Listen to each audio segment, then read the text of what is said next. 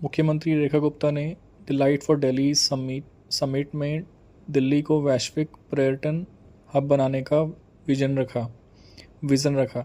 उन्होंने कहा कि दिल्ली में पर्यटन, शिक्षा, संस्कृति और स्टार्टअप में अपार संभावनाएं हैं। सरकार का लक्ष्य है कि दिल्ली में सबसे गतिशील शहर बनाया जाए और विदेशी पर्यटक दिल्ली देखे बिना वापस ना जाएं। दिल्ली सरकार पर्यटन विकास को प्राथमिकता दे रही है। मुख्यमंत्री रेखा गुप्ता ने कहा कि दिल्ली में पर्यटन, शिक्षा, संस्कृति और स्टार्टअप जैसे क्षेत्रों में असीम संभावनाएं हैं। दिल्ली सरकार का लक्ष्य है कि इन क्षेत्रों में ठोस नीति और जन सहभागिता से दिल्ली के देश की सबसे गतिशील सिटी बनाया जाए। मुख्यमंत्री ने कहा कि हमारा सपना है कि जब भी दिल्ली कोई विदेशी पर्यटक भारत आए तो वह दिल्ली देखे बिना वापस ना जाए। मुख्यमंत्री ने शुक्रवार को दिल्ली पर्यटन विभाग और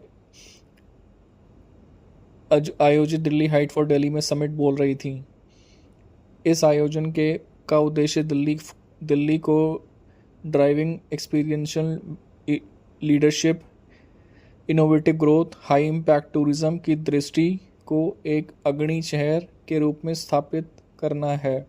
इस कार्यक्रम में दिल्ली सरकार के कैबिनेट मंत्री कपिल मिश्रा सहित देश के नामी निवेशक कंपनियों के प्रतिनिधि, नीति निर्माता, पर्यटन विशेषज्ञ और आगमी भी उपस्थित थे। दिल्ली मुख्यमंत्री ने उपस्थित जनों से कहा कि दिल्ली भारत की राजधानी होने के साथ साथ देश की आत्मा भी है। यह एक ऐसा शहर है जो समुद्र, संस्कृति, विविध विरासत और गौरवशाली इतिहास को अपने भीतर समेटे हुए हैं। कहा कि प्रधानमंत्री नरेंद्र मोदी जी के नेतृत्व में आज की दिल्ली अधिक आधुनिकता और परंपरा एक अद्वितीय संगम बन चुकी है।